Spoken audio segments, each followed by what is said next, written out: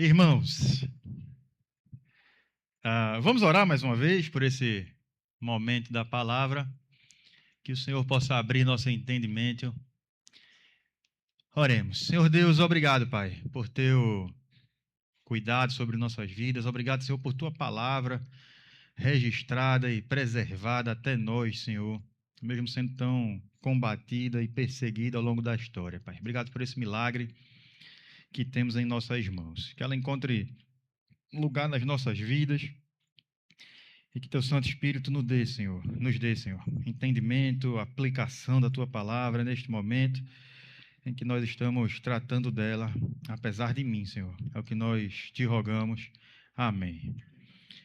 Irmãos, estamos caminhando aqui na igreja numa série de mensagens que nós intitulamos As Perguntas de Jesus.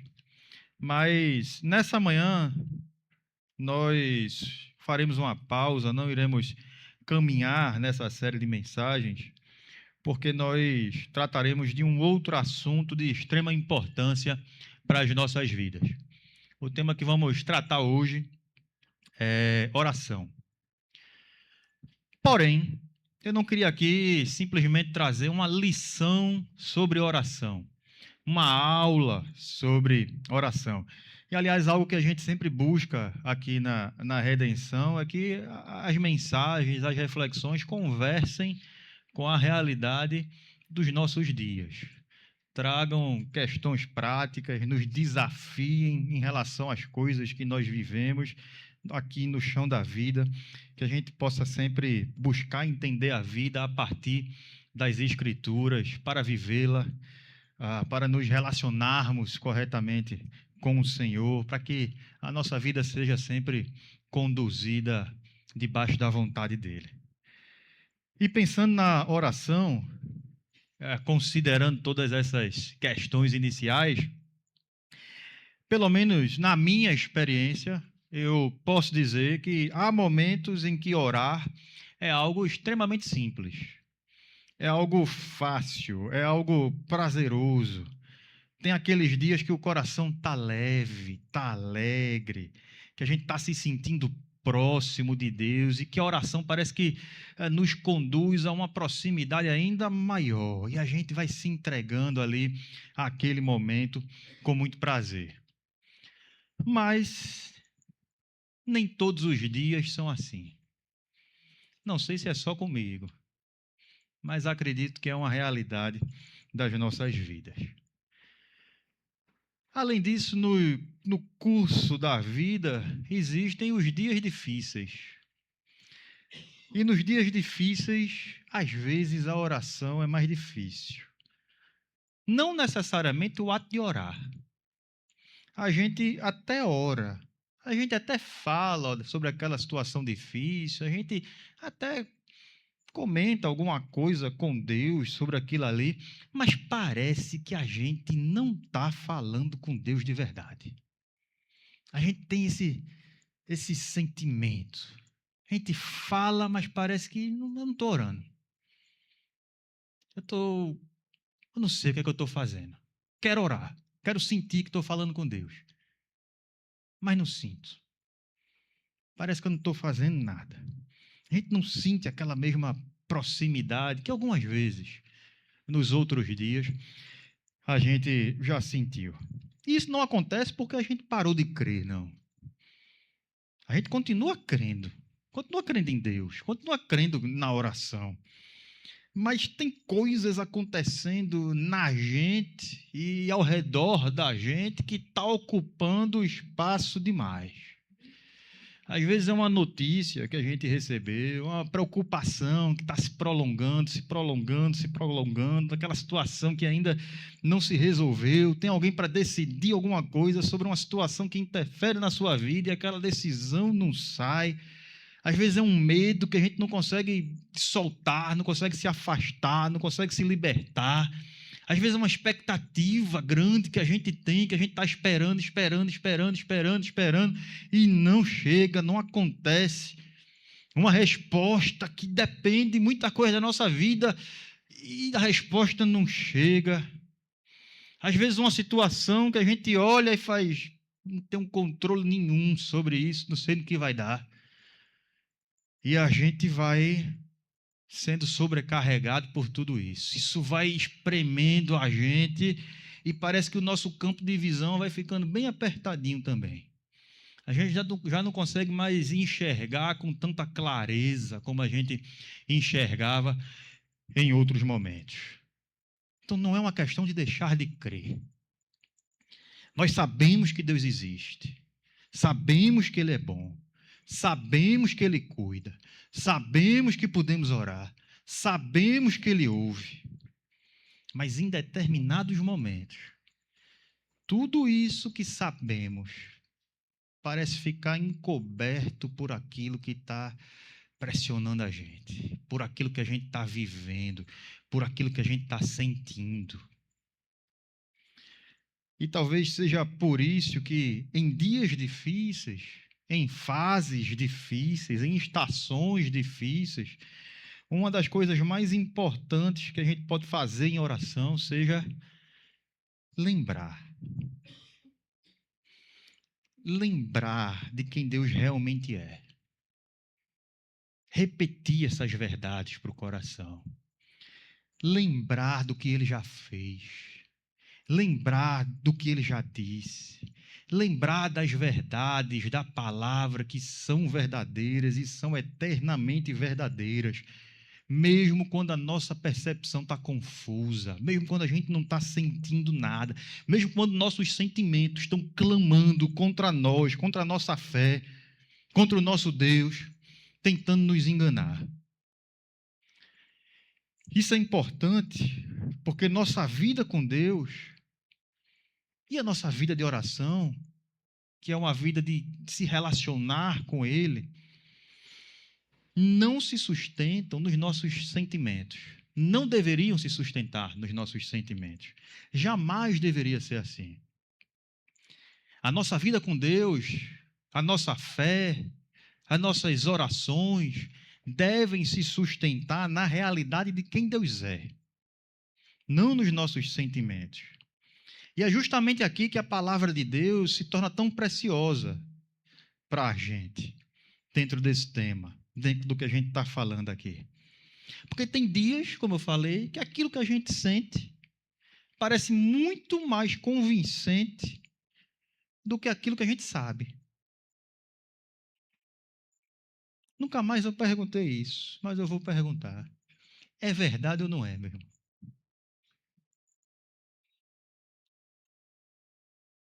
Esses dias chegam. E se a gente não tiver cuidado, a gente começa a interpretar Deus a partir dos nossos sentimentos e a partir daquilo que está acontecendo conosco, naquele recorte de dor, de sofrimento, de situação que a gente está vivendo. E a gente vai começando a criar uma imagem da realidade sobre Deus que não corresponde a quem Ele realmente é e como Ele age nas nossas vidas. Nesses momentos, precisamos lembrar da palavra. Nós não devemos interpretar Deus, quem Deus é, simplesmente a partir desses recortes de nossas vidas, das incertezas das nossas vidas, dos momentos que passamos de sofrimento, ou dos nossos sentimentos, dos nossos conceitos que vamos criando a partir disso. Nós conhecemos Deus a partir daquilo que Ele já revelou sobre si mesmo. E onde é que está quem Deus é? Quem Ele se revelou ser? Como Ele age? Em Sua palavra. Ainda que muitas vezes nosso sentimento grite o oposto do que está lá. E Ele vai gritar. E Ele grita. E Ele já gritou. Você sabe disso, eu sei disso. Eu já vivi isso, você já viveu isso.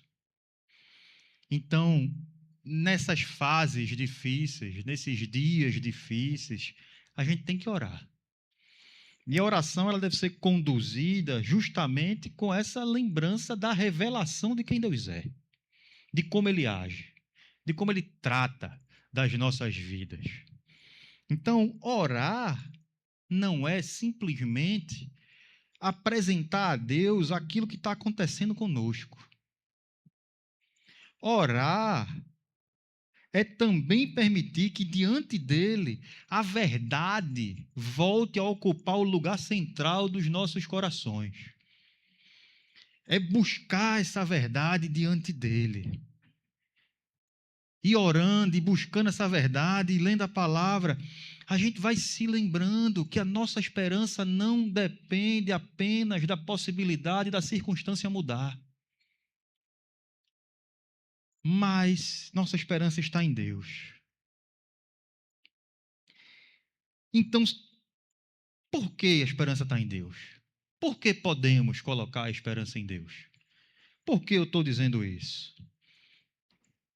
Porque a primeira coisa que precisamos lembrar, que a palavra nos revela, especialmente quando a vida, as circunstâncias parecem escapar das nossas mãos, é que elas nunca escaparam das mãos dele. E é por isso que eu gostaria de começar nos lembrando da declaração do Salmo 103, 19, que nos diz o seguinte: o Senhor estabeleceu o seu trono nos céus, e o seu reino domina sobre tudo. Em outras versões vamos ter: e como rei domina sobre tudo o que existe. E esse é o nosso primeiro ponto aqui.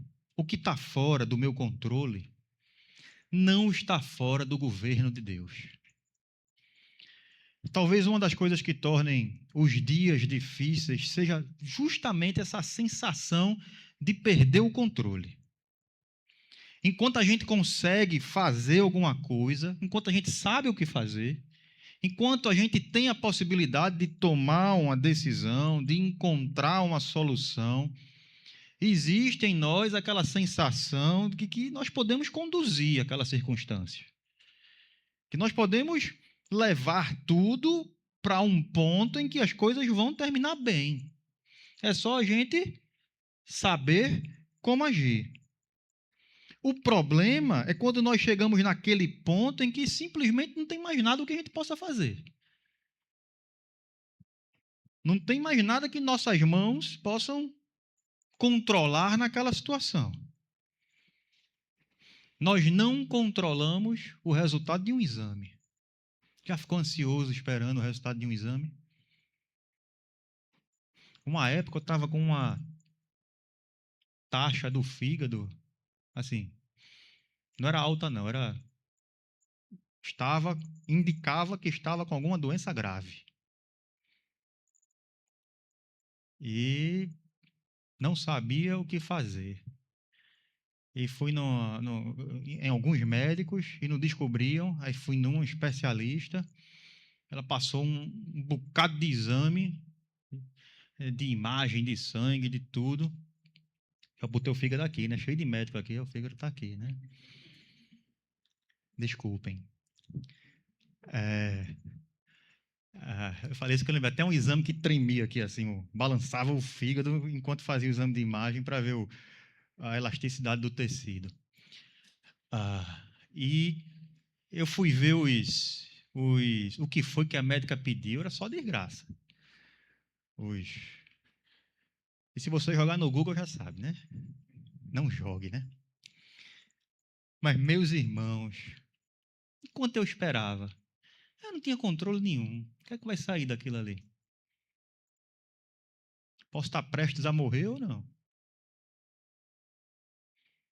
Posso chegar para sentar e aí você precisa de um transplante. Ou não. Eu não tinha controle nenhum sobre meu fígado,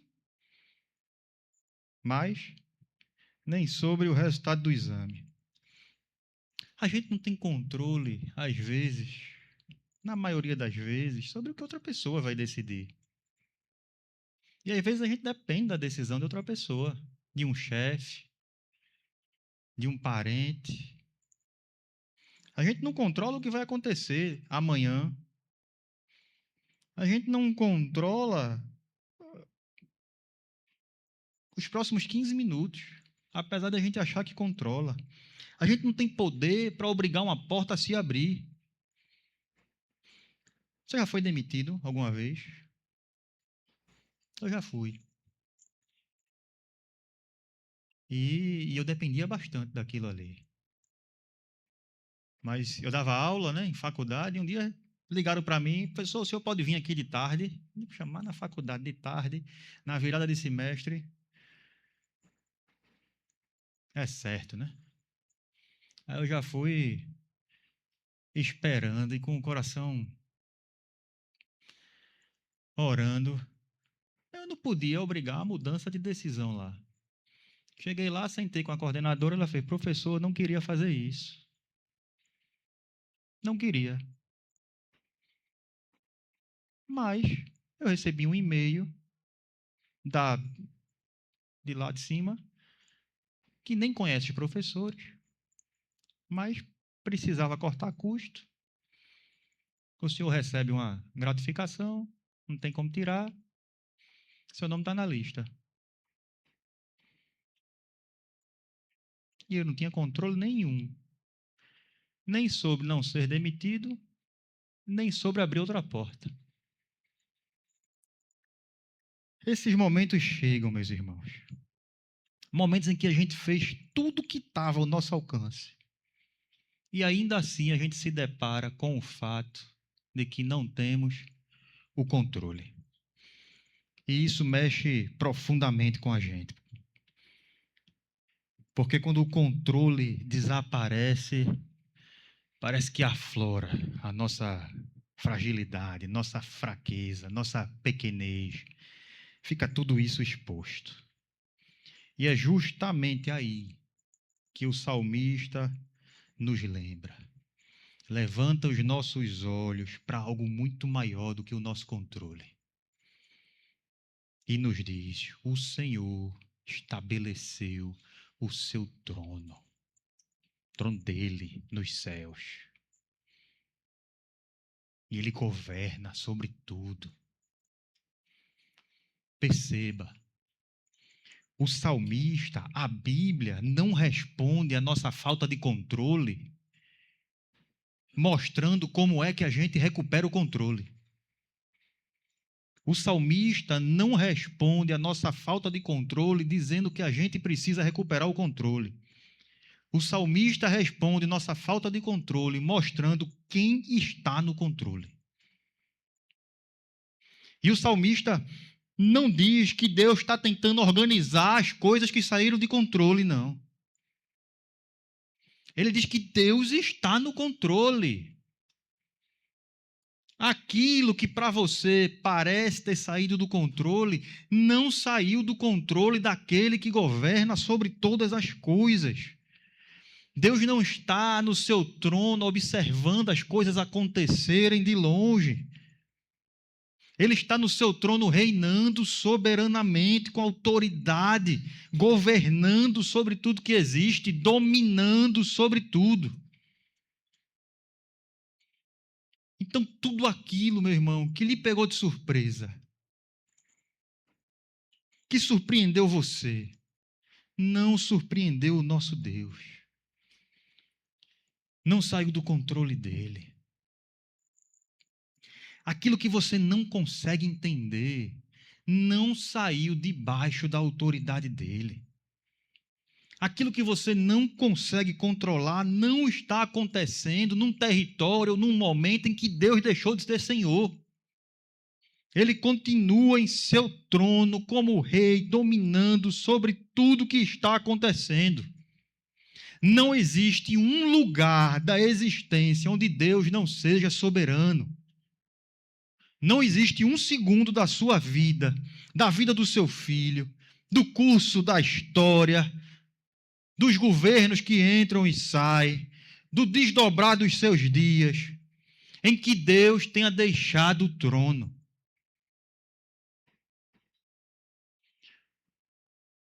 Não se esqueça disso. E eu me lembro, muitos chegaram, enquanto Daniel está viajando, o pastor Daniel, que é pastor auxiliar aqui na igreja, mas uma frase que ele costuma repetir quando a gente conversa e está diante de uma situação que a gente não tem a menor ideia do que fazer, ou quando a gente é pego de surpresa e a gente sabe que vai acontecer alguma coisa que a gente. Ele vira e faz: Deus está no seu trono.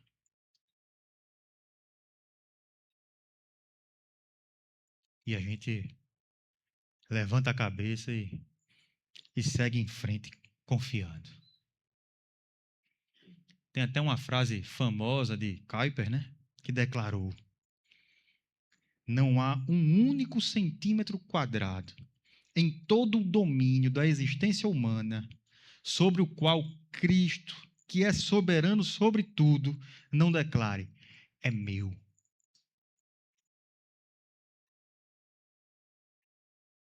Deus governa sobre cada segundo da sua vida.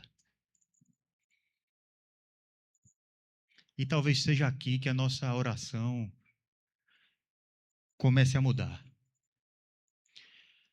Porque quando a gente está aflito, a gente entra na oração, muitas vezes, totalmente concentrados naquilo que nós achamos que Deus precisa fazer. Consegue perceber isso? A gente vai orar como se fosse praticamente: Senhor, é isso aqui, ó. O Senhor tem que fazer isso aqui.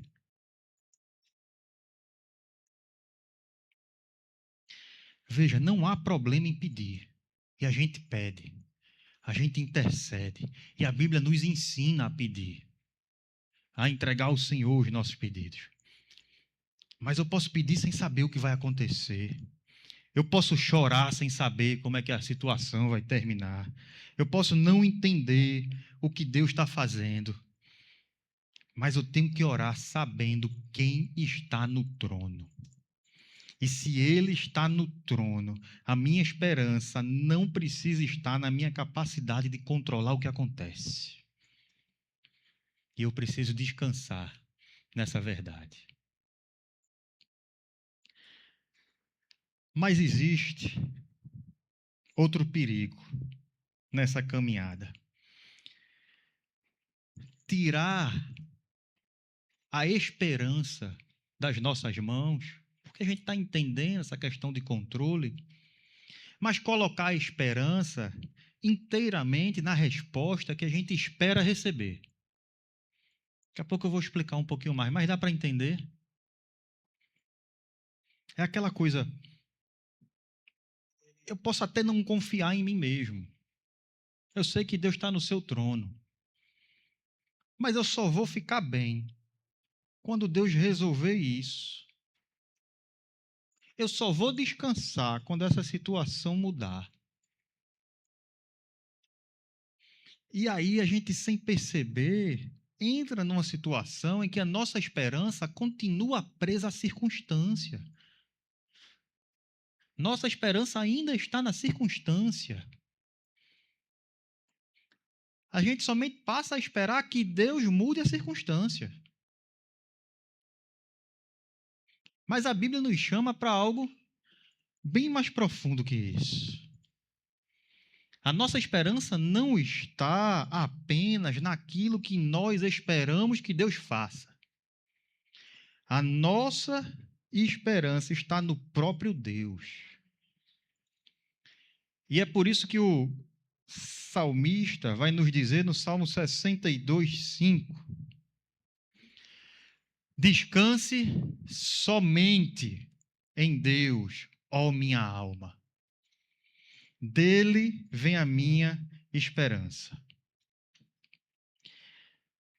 Minha esperança não está em uma circunstância, está em Deus. E me permita tentar ser um pouquinho mais claro. Davi, nesse salmo, não está aqui dizendo: minha esperança vem daquilo que eu espero que Deus faça. Minha esperança vem de Deus. E isso é diferente. Porque a gente pode chegar diante de Deus em oração, entregar alguma situação a Ele das nossas vidas, mas fazer como eu falei, entregar para Ele a situação pronta, a solução pronta. Primeiro a gente assume o que é que a gente sabe que precisa acontecer. Eu preciso que a resposta seja essa. Eu preciso que essa porta aqui se abra, não outra, ou que fique fechada. Eu já tenho a solução.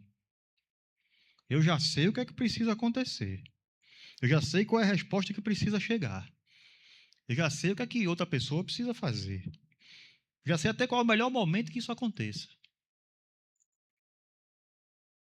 E aí, com todas essas convicções, eu vou lá orar. E aí, às vezes, o que a gente chama de esperança em Deus, na verdade, é simplesmente a esperança de que Deus faça aquilo que a gente já decidiu que seria o melhor.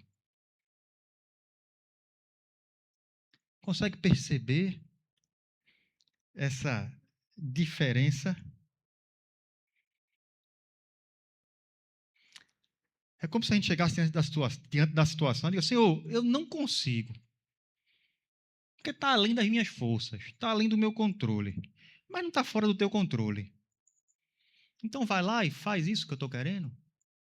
Vai lá e faz isso que eu estou dizendo. Vai lá e faz como eu quero. E perceba como isso se conecta com o que a gente falou há pouco sobre controle.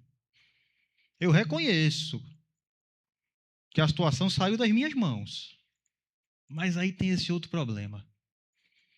Eu continuo tentando controlá-la através daquilo que eu espero que Deus faça. Consegue perceber? Mas Davi está chamando aqui para um lugar diferente. Descanse somente em Deus, ó minha alma. O descanso não está na certeza de que o nosso plano será executado. O descanso não está na certeza de que receberemos a resposta que estamos imaginando.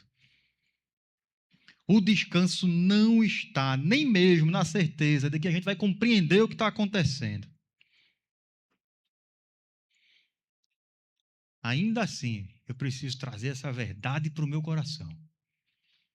O descanso está em Deus e somente nele, por quem ele é, por seu amor, por sua bondade, por seu governo sobre todas as coisas. Porque a minha esperança vem nele.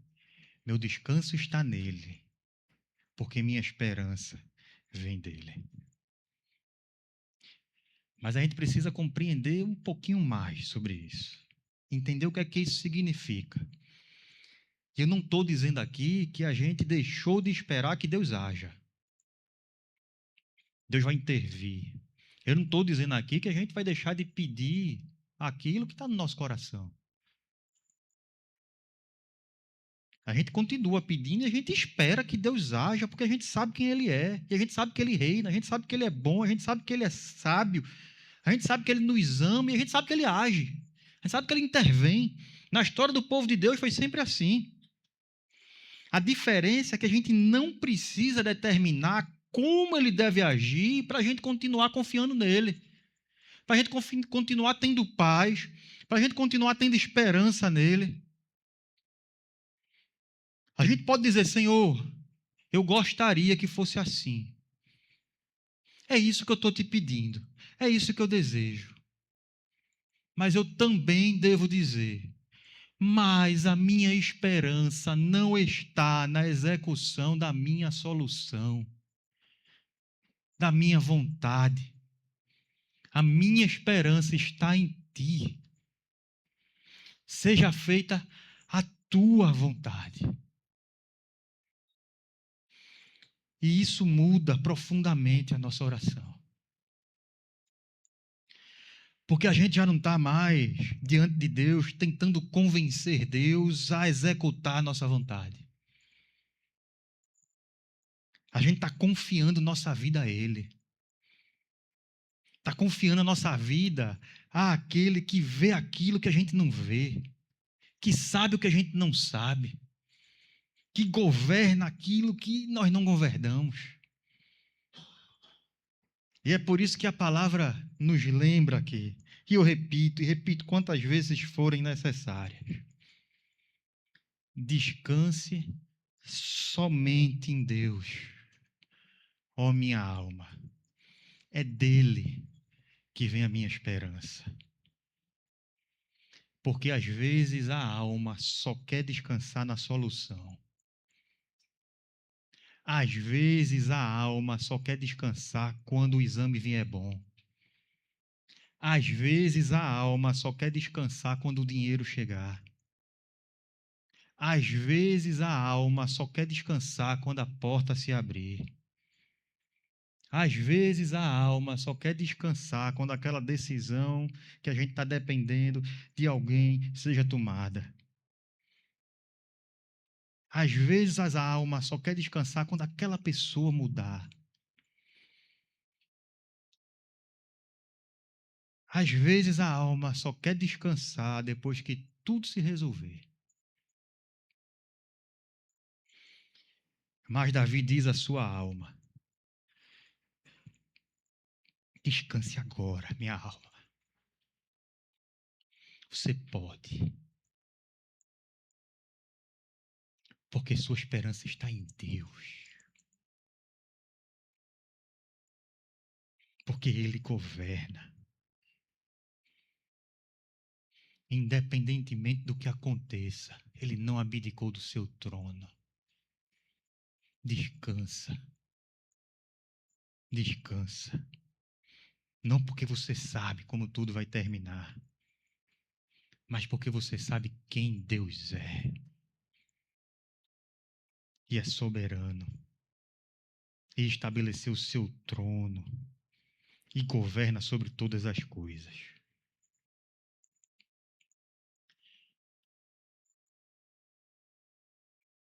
Mas talvez ainda alguém esteja aqui ouvindo tudo isso nessa manhã e esteja pensando: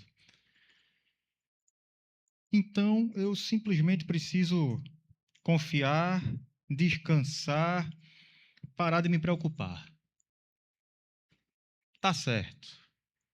Eu sei de tudo isso. Mas ainda assim, eu não consigo.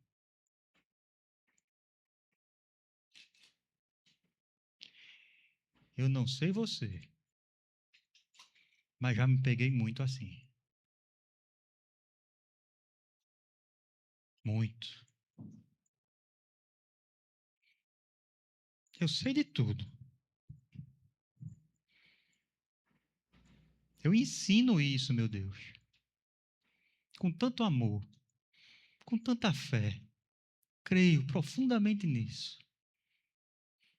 Sei que eu não devia me sentir assim. Mas eu não consigo não sentir.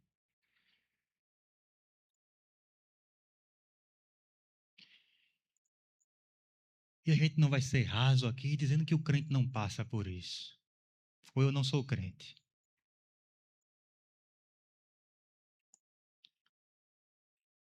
Porque a gente passa. Tem coisas que pesam de uma forma diferente. Existem situações que apertam o nosso coração de uma forma intensa e que parece que vai morar ali para sempre, que a gente sabe que não devia pensar aquilo, sabe que não devia sentir aquilo, sabe que aquilo é uma mentira, inclusive, tantas vezes dentro de nós. Mas aquela sentimento, aquela mentira, vai invadindo nossa mente durante o dia, durante as noites. Mesmo a gente não querendo, mesmo a gente não concordando, mesmo a gente sabendo que é mentira, e aquilo vai mexendo profundamente com a gente. E a resposta de Deus não é simplesmente você não deveria estar sentindo isso, isso é pecado. Não. A resposta de Deus está na palavra que ele nos deu. E está lá em 1 Pedro 5,7. Lancem sobre ele toda a sua ansiedade, porque ele cuida de vocês.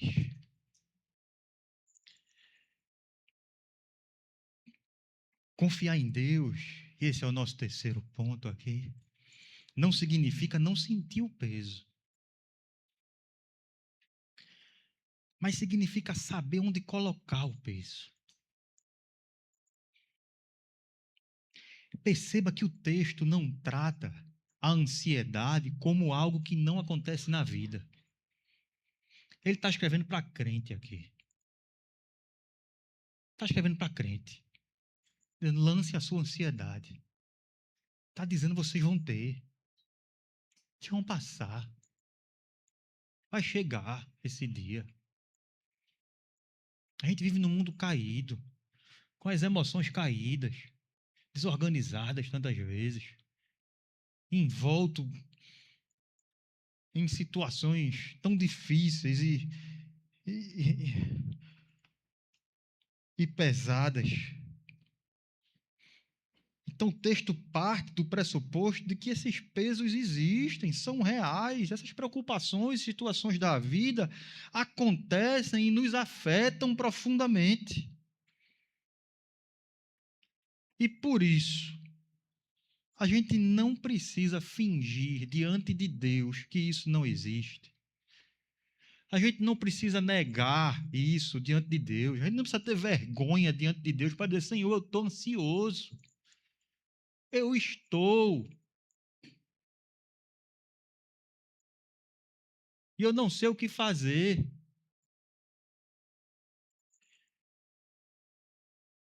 Porque nos dias difíceis essas coisas estão lá, nas estações difíceis essas coisas estão lá pesando.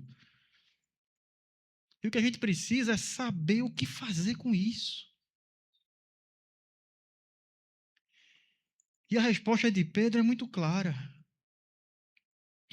Lancem sobre ele toda a sua ansiedade. Isso pode parecer simples, ou às vezes até difícil. Mas é claro, tem algo importante aqui nessa palavra. Porque muitas vezes a gente até ora sobre determinada situação, mas a gente continua carregando aquilo como se nada tivesse sido entregue àquele que está no trono, dominando sobre todas as coisas e que é a minha esperança. A gente fala com Deus, a gente pede ajuda, a gente apresenta a nossa vida, a nossa circunstância, a nossa situação. Mas depois a gente já começa a trabalhar mentalmente os desdobramentos daquilo. A gente começa com os nossos e se? E se não for assim? E se Deus quiser outra coisa? E se for diferente? E se acontecer aquilo? E se realmente for? E se? E se? E se? E a gente vai sendo consumido por esses e se, por esses cenários imaginários que não existem, mas já estão acabando com a gente por dentro.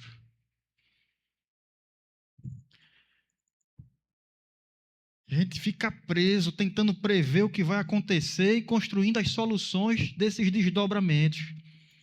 A gente continua carregando o peso nas costas, como se tudo dependesse da nossa capacidade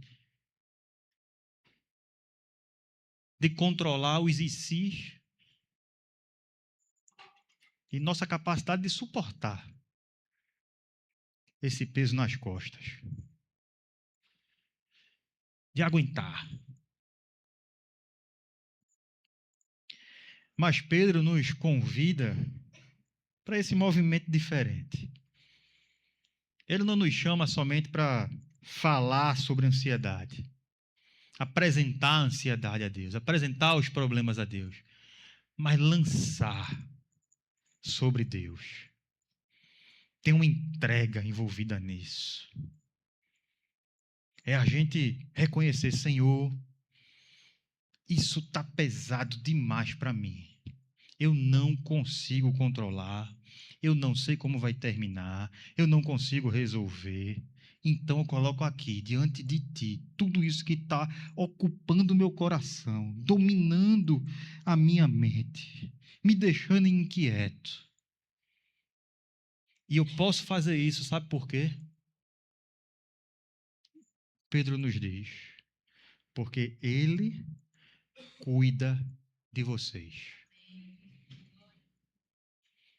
Eu não estou só tirando das costas, não. Eu estou entregando na mão daquele que governa sobre todas as coisas, que é a minha esperança e que cuida de mim. E é por isso que eu posso lançar sobre ele. Talvez em alguns dias difíceis seja essa a verdade que a gente precisa lembrar. Porque às vezes nós não duvidamos do poder de Deus. Nós sabemos que ele pode agir. Mas o que começa a ser abalado é outra coisa. Será que Deus realmente está vendo? Será que Deus realmente se importa? Será que eu posso realmente descansar? E a palavra é clara. Sim, Ele está cuidando de você. E aqui a gente chega no nosso último ponto. Porque pode estar surgindo aí em você, se não tiver, eu faço surgir agora. Uma pergunta ainda difícil, no meio das perguntas que estamos fazendo hoje. Certo. E quando eu entrego, oro, confio, mas a situação não muda. Então eu preciso me lembrar que o cuidado de Deus nem sempre se revela mudando o caminho. Mudando o que a gente espera. Alterando as circunstâncias.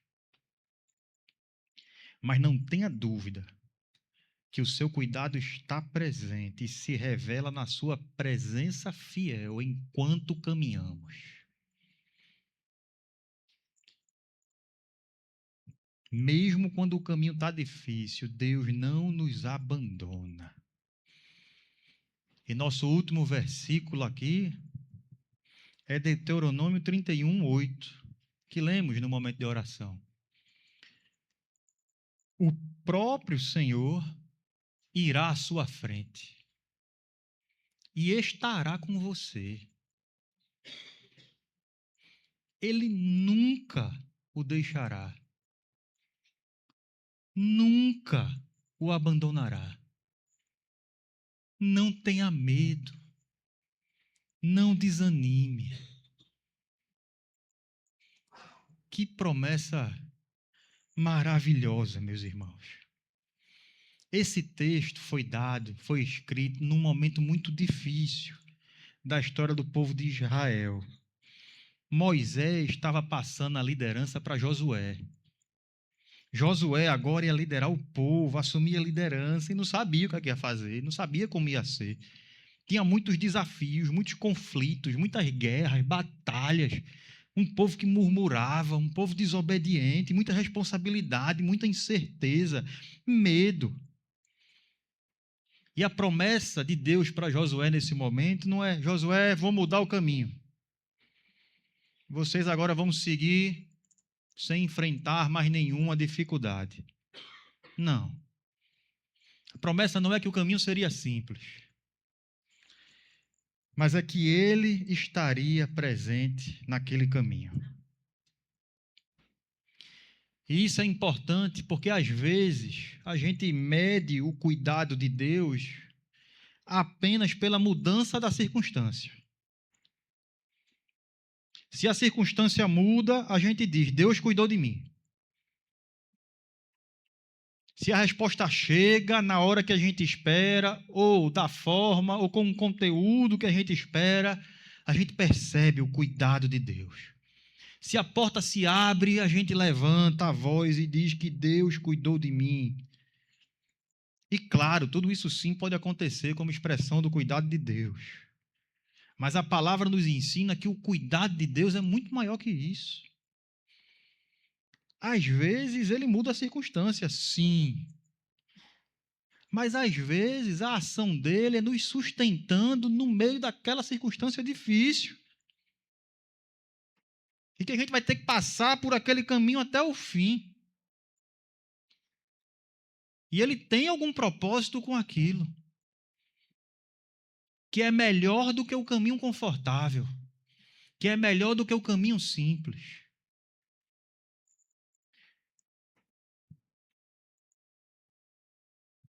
O texto nos diz que mesmo assim, nessas situações, ele vai à nossa frente e ao mesmo tempo está conosco. Não estamos abandonados. Isso é muito precioso, meu irmão. Guarde no seu coração. Deus não observa a nossa vida de longe, não. Ele está caminhando com a gente. Tire da sua cabeça aquela imagem daquele Deus distante, sentado no céu, olhando você como uma formiguinha lá embaixo. Que ele não se importa, está só esperando ver o que acontece. Ele está caminhando com você e ele nunca o deixará, nunca o abandonará. Ele vai com você. Talvez existam momentos na vida que Deus pareça silencioso. Momentos que a gente não consegue perceber o que é que Ele está fazendo, o que é que Ele vai fazer. Momentos que a gente ora, e o caminho continua o mesmo. Mas o silêncio de Deus não significa ausência de Deus. Ele está com você. A demora na resposta não significa abandono. Ele está trabalhando. Ele tem um propósito nessa demora. Deus não está só gastando seu tempo, não. Enquanto a resposta não chega, viva a vida sem depender daquela resposta. Para ter paz, para ser feliz, para ser grato pelo que ele já fez e o que ele tem dado hoje, para ser grato pelo caminho que ele está trilhando com você, ser grato pela vida que ele te deu. Às vezes a verdade mais importante nesse ponto 4 aqui seja a gente compreender também que a presença de Deus não depende da nossa capacidade de percebê-la. Eu estou falando isso, você pode dizer, mas eu não percebo Deus caminhando comigo. Aí é onde entra a fé, meu irmão. A fé na palavra, a fé em quem Deus é, a fé no que Ele está falando sobre Ele mesmo. Que a gente também vai enfrentar esses dias. Que a gente sabe, mas a gente não sente. E eu preciso ter a fé madura o suficiente para entender e descansar na verdade que, ainda que eu não sinta, ainda que eu não veja, ainda que nada mude, eu sei que Deus está caminhando comigo. Sei que Ele está à frente. Sei que Ele está governando sobre todas as coisas. Sei que Ele me ama. Sei que minha esperança está nele. E eu sei que eu posso lançar sobre Ele toda essa ansiedade.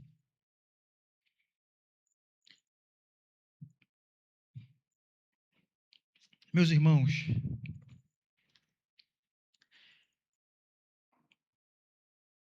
eu gostaria de encerrar lhe dizendo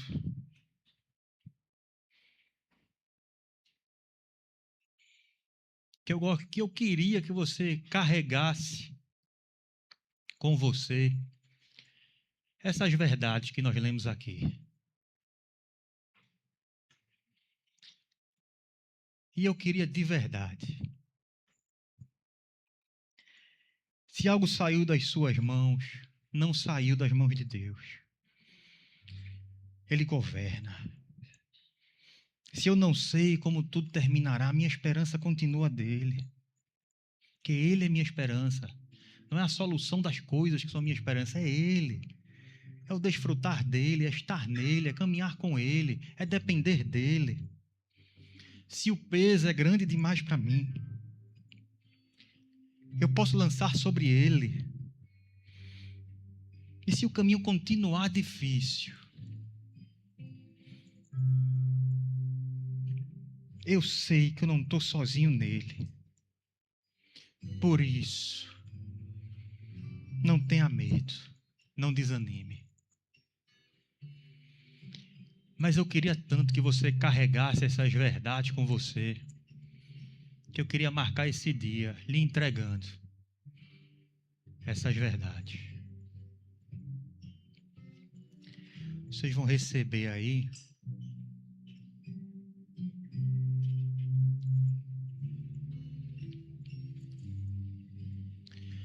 uma lembrancinha minha para vocês.